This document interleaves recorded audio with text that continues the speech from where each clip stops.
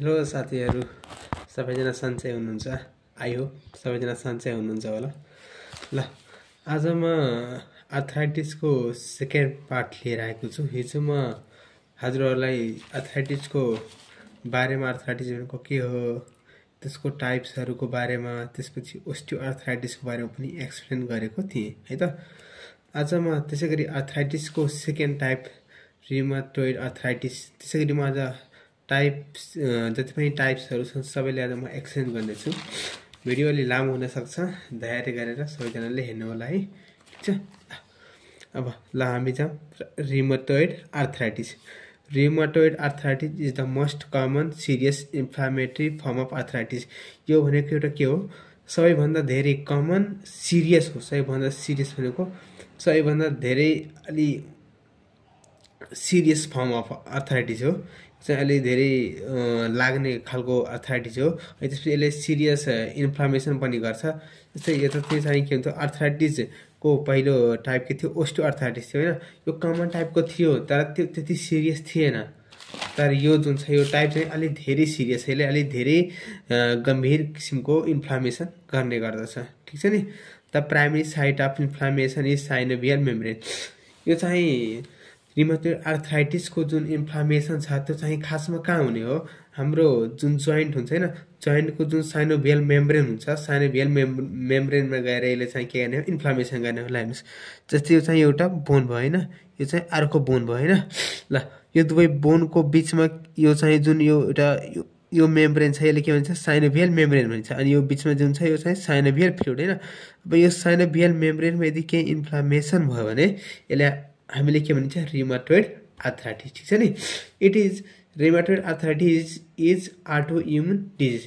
यो भनेको एउटा आटो इम्युन डिजिज। आटो इम्युन डिजिज भनेको के हो, जस्तै हाम्रो इम्युनी सिस्टम छ होइन, इम्युन सिस्टम यदि हाम्रो शरीरमा कुनै पनि फोरेन पार्टिकलहरू आयो भने त्यसलाई गएर इन्गल्फ गर्ने होइन, त्यसलाई गएर ड्यामेज गर्ने काम गर्दछ।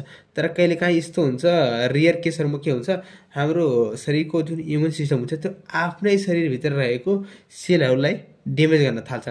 त्यस्तो कन्डिसनलाई हामीले के भन्छ, आटो इम्युन डिजिज। ओके, अब हेरौँ, अब रिमाटोइड आर्थराइटिसको कजहरू के हो, कारणहरू के हो। एउटा के हुनसक्छ, जेनेटिक फ्याक्टर होइन।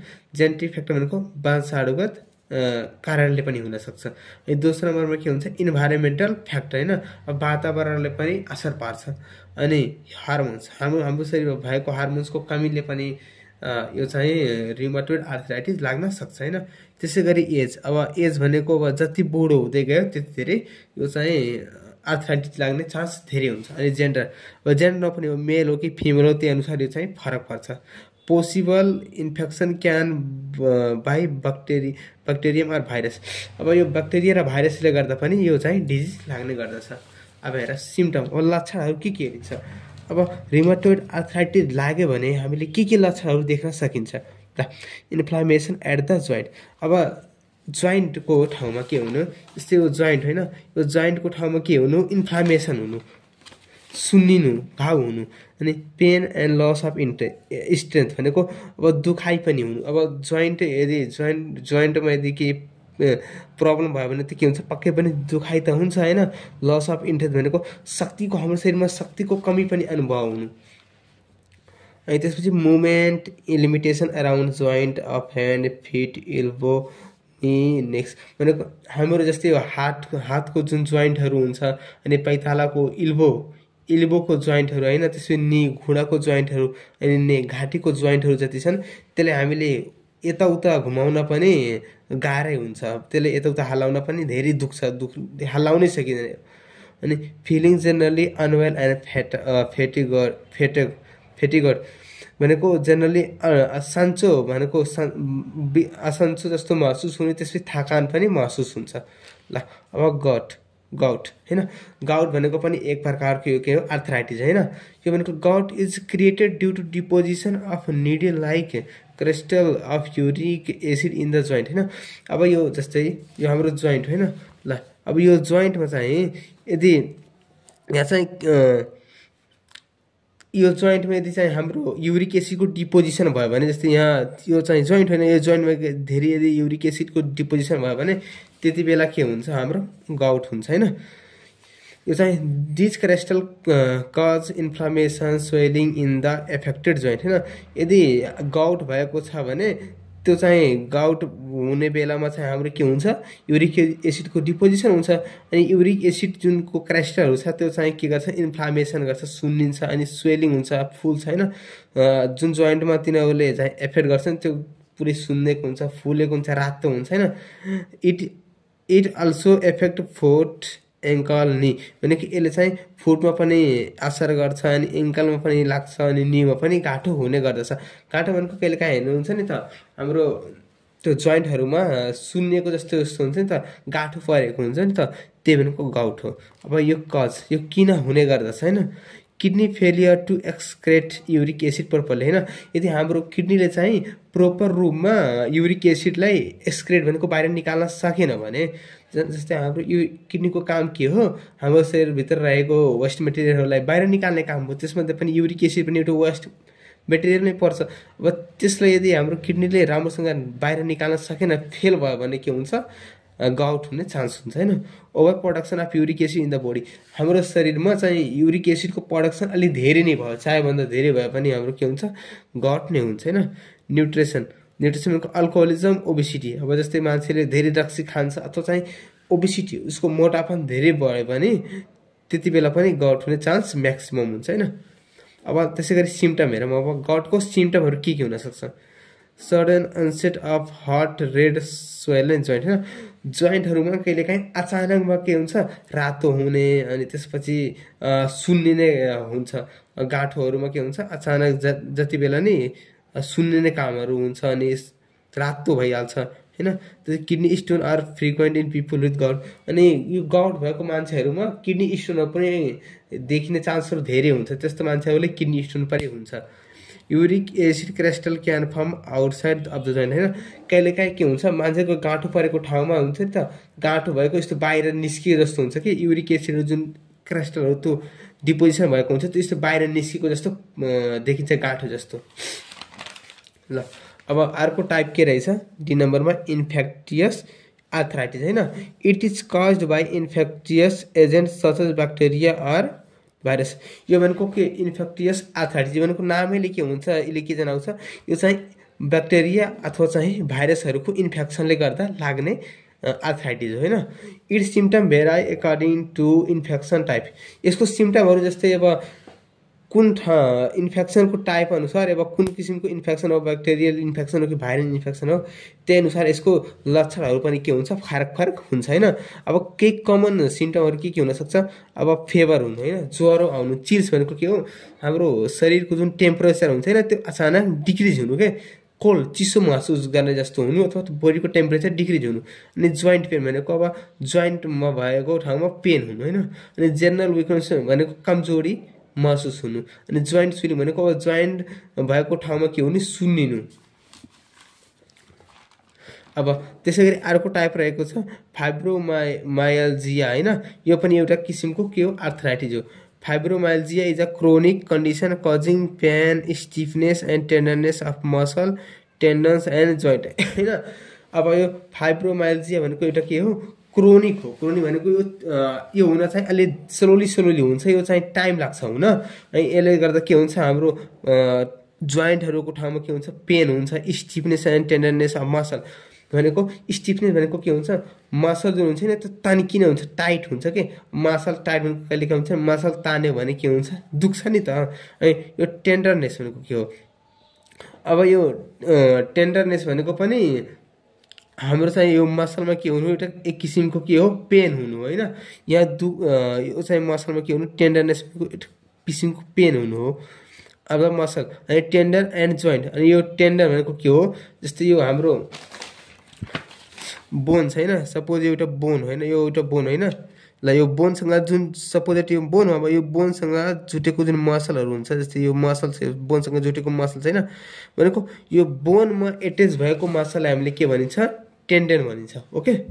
एन्ड जोइन्ट भनेको फाइब्रोमाइल्जियामा के हुन्छ जोइन्टहरू टेन्डनहरू त्यसपछि मसलहरू के हुन्छ पेन हुन्छ it is one of the most common disease affecting the muscle एउटा सामान्य भनेको चाहिँ धेरै मसलहरूलाई पेन गर्ने अथवा मसलहरूमा लाग्ने एउटा धेरै लाग्ने डिजिजमध्ये एक हो अब कारण यो केले गर्दा लाग्छ हैन द कज इज अननोन अब यो फाइब्रोमाइल्जिया किन लाग्छ भन्ने यसको कारण चाहिँ अहिलेसम्म पत्ता लागेको छैन सिम्पटम भनेको के हो fibromyalgia is characterise by restless sleep भनेको यो लागेको मान्छेहरुलाई के हुन्छ सुत्न भनेको रेस्टलेस स्लिप हुन्छ अवेकनिङ फिलिङ टायर्ड भनेको थकान भएर निद्रा लाग्दैन के भनेको थकान भए जस्तो लाग्छ अनि त्यस्तो थकान भएपछि निद्रा लाग्दैन त्यसपछि एनाक्सिटी भनेको एन्जाइटी भनेको चिन्ता धेरै लाग्छ सुत्ने बेलामा चिन्ता लागेपछि मान्छेहरु सुत्दैनन् अब लास्ट एउटा के रहेछ याफमा चाहिँ के लेख्छ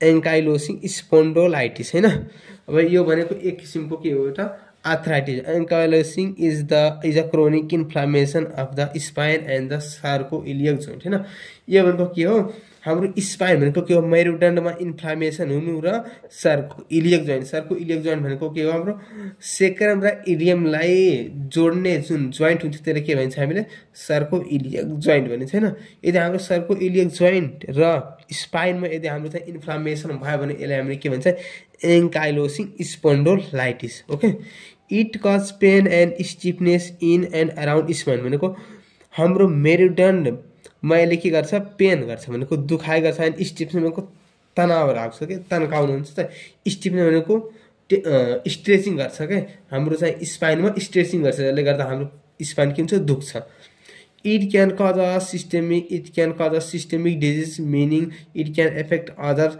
tissue throughout the body यसले के गर्छ सिस्टेमिक डिजिज भनेको एउटा डिजिज लाई मात्र नभएर पुरै शरीरभरि भएको टिस्यू अथवा बडीहरुलाई पनि यो फैलेर एउटा सिस्टममा मात्र नभएर पुरै बडीभरि यो फैल्न सक्छ अब कज हैन the developing of ankylosing spondylitis is believe to be genetically inherited अब यो चाहिँ स्पोन्डोलाइटिस एन्काइलोसिङ स्पोन्डोलाइटिस भनेको के एउटा जेनेटिकली इनहेरिटेड भनेको वंशानुगतबाट यो सरेर आउने डिजिज हो अब यसको सिम्पटमहरु के छ फेटागी भनेको थकान महसुस हुनु inflammation of spine cause pain हैन त्यसपछि हाम्रो मेरुदण्डको के हुन्छ इन्फ्लामेसन भएले गर्दा के हुन्छ पेन हुन्छ हैन it can cause inflammation and scarring of lungs which can cause कफिङ and shortness of breath it cause inflammation and scarring of lungs भनेको यसले चाहिँ के हुन्छ हाम्रो लंग्समा के हुन्छ इन्फ्लामेसन गर्छ र स्केरिङ गर्छ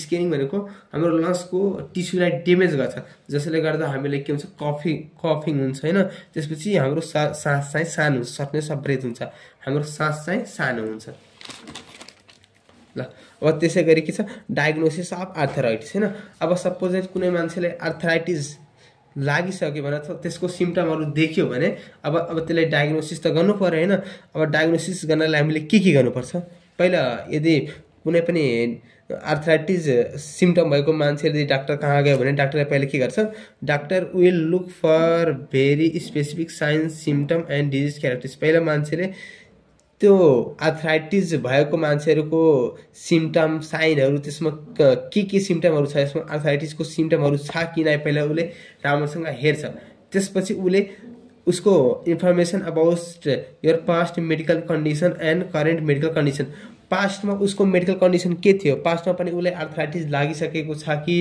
पास्टमा उले कुन डिजिज लागेको छ भन्ने कुराको पनि उले अध्ययन गर्छ पहिला उसको नलेज दिन्छ डाक्टरले त्यसपछि फिजिकल एक्जामिनेसन हेर्छ फिजिकल एक्जामिनेसन भनेको अब त्यो जस्तै अब आर्थराइटिस छ भने त्यसलाई पहिला राम्रोसँग हेर्छ कस्तो आर्थराइटिस छ त्यसको कन्डिसन के छ भनेको उले आँखाबाट हेर्ने भनेको त्यसको कुनै टेस्ट बिना गरिकन उले फिजिकल एक्जामिनेसन गर्छ अनि ल्याबोरेटरी टेस्ट अब त्यसपछि उले के गर्छ ल्याबमा टेस्ट गर्नको लागि पठाउँछ अब ल्याबमा के टेस्ट गर्छ ब्लड टेस्ट अब ल्याबमा टेस्ट के गर्छ पहिला नम्बर के गर्छ ब्लडको टेस्ट गराउँछ अब ब्लडको टेस्टमा के गराउँछ एउटा रिमटोइड फ्याक्टर एउटा टेस्ट हुन्छ यो चाहिँ ल्याबमा गरिन्छ यसको टेस्ट गर्न भन्छ डाक्टरले त्यसपछि सीबीसी गराउँछ कम्प्लिट ब्लड काउन्ट पनि गराउँछ त्यसपछि सीआरपी पनि यो चाहिँ यति हामीले ल्याबमा गएर टेस्ट गर्नुपर्छ त्यसपछि एचएएल ले टिस्यु टाइपिङको पनि ल्याबमा गएर टेस्ट गर्न भन्छ अनि युरिक एसिडको पनि टेस्ट गराउन सक्छ ओके।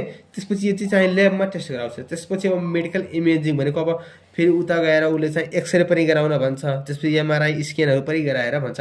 अब यो सबै टेस्टहरू गराएपछि अब उसले हेर्छ कुन टाइपको आर्थराइटिस छ अनि त्यही अनुसार उसले डायग्नोसिस गर्छ। ओके ल, मेरो भिडियो यही नै सिद्धिएको छ। आई होप हजुरहरूले बुझ्नुभयो होला। Please like, subscribe and follow my YouTube channel and also share to your friends. And this is my new YouTube channel. I will provide you all the necessary note and video for medical student. Okay, thanks.